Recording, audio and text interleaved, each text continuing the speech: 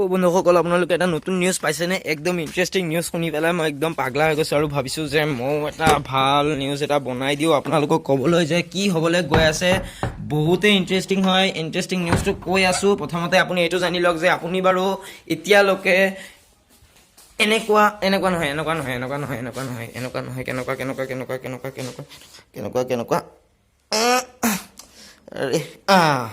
আপুনি বাৰু এতিয়াও এনেকুৱা মোবাইল ইউজ কৰে নেকি আপুনি বাৰু এনেকুৱা মোবাইল এতিয়াও ইউজ কৰে নেকি যদি কৰে এইবিলাকক বাদ দিব হ'ল কিয় বাদ দিব হ'ল কাৰণ য'ত নেকি 2G আছিলে 2Gৰ পৰা 3G আহিল আৰু 3Gৰ পৰা 4G আহি গ'ল 2016 আৰু 17 চনত আমাক ইমান ফ্ৰী নেট দিলে ইমান কম দামত ইমান বেছি নেট দিলে এতিয়া সেই 4G এতিয়া 5G আহিবলৈ গৈ আছে জিঅ'ই অফিচিয়েলি ভাৱে লঞ্চ কৰিছে মুকেশ আম্বানী নিজে কৈছে যে 2021ৰ মাজ ভাগতে মানে ধৰক জুন জুলাইৰ পৰা আৰম্ভ হৈ যাব আপুনি ইণ্ডিয়াত 5G নেটৱৰ্ক ইউজ কৰিবলৈ পাব আৰু 5G নেটৱৰ্ক মানে 4G থেকে কিমান স্পিড আপুনি এটো মানে 1GB per second 1GB per second এটা মুভি ধৰক 1GB যদি হয় এটো ডাউনলোড দিব মাত্ৰ 1 সেকেন্ড সময় ল'ব ইমানে কম সময় মানে উফ আৰু জুনে এতিয়াও এনেকুৱা মোবাইল ইউজ কৰি আছে মই কিয়তো কওঁ আপোনালোকে বাদ দিব হ'ল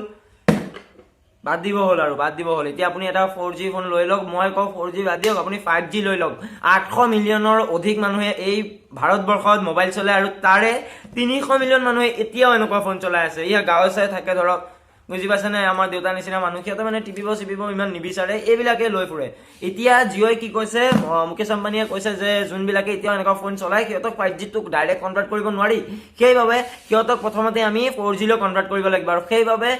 জিঅ'ই গুগলৰ লগত মিলি পেলাই এটা নতুন মোবাইল উলিয়াবলৈ গৈ আছে যেটো একদমই কম দামত আপুনি 4G ফোন ইউজ কৰিবলৈ পাব এটা 4G ফোন হ'ব আৰু আপুনি 4G নেটৱৰ্কলৈ যাব পাৰিব তাৰ পৰা যাতে আপুনি 5G নেটৱৰ্কত যায় আৰু 5G নেটৱৰ্ক আপুনি বহুত সোনকালে পাই যাব যোনটো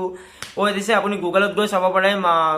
চাব পাৰে ইউটিউবতো বিভিন্ন ভিডিঅ' আছে য'ত নেকি মুকেশ আম্বানীয়ে কৈ দিছে নিজ মুখে কৈছে যে 5G নেটৱৰ্ক আপুনি পাব আৰু মই ভাবো এতিয়া যদি আপুনি এটা মোবাইল কিনে তেন্তে একদম 5G লওক বৰ্তমান আপুনি যদি মাৰ্কেটৰ পৰা এটা 5G ফোন ল'বলৈ যায় তেন্তে তাৰ দাম কম 20000 টকা মান হৈ যাব সব Realme আছে Samsungৰ আছে iPhoneৰ আছে সবৰে 5G ফোন আছে কিন্তু খুব কম আছে আৰু দামবিলাক বেছি কিন্তু এক বছৰৰ ভিতৰত চাব আপুনি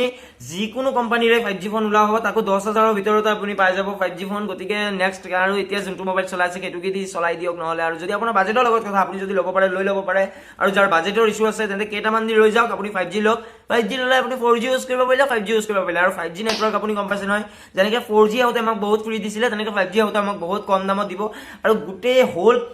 মানে পৃথিৱীত যিমান কান্ট্ৰি আছে সবত থেকে কম দাম কিন্তু এই ভাৰতবৰ্ষতে ডাটাৰ দাম সবত থেকে কম এই ভাৰতবৰ্ষতে আপুনি বিচাৰ কৰক বেলেগ কান্ট্ৰি বিলাকত কিন্তু ডাটাৰ দাম বহুত হয় আমি তেই পৰিৱৰ্তে কিন্তু বহুত কম টকা দিব লাগে আমি যিমানখিনি ডাটা পাওঁ মানে 1.5GB ডাটাৰ বাবে বেলেগত যাওক আপুনি বহুত বেছি হ'ব আৰু 5G টেকনলজি কি হ'ব আপুনি বিশ্বাস কৰিব পাৰে না আপুনি 4K লৈকে ভিডিঅ চাব পাৰে মানে বহুত কিবা কিবি বেলেগ হৈ যাবলৈ গৈ আছে 5G মানে উফ বাপৰে বাপ তাৰপিছত আকৌ 6G ওলাই যাব কি ওলাব নাজানো বাৰু যি নহওক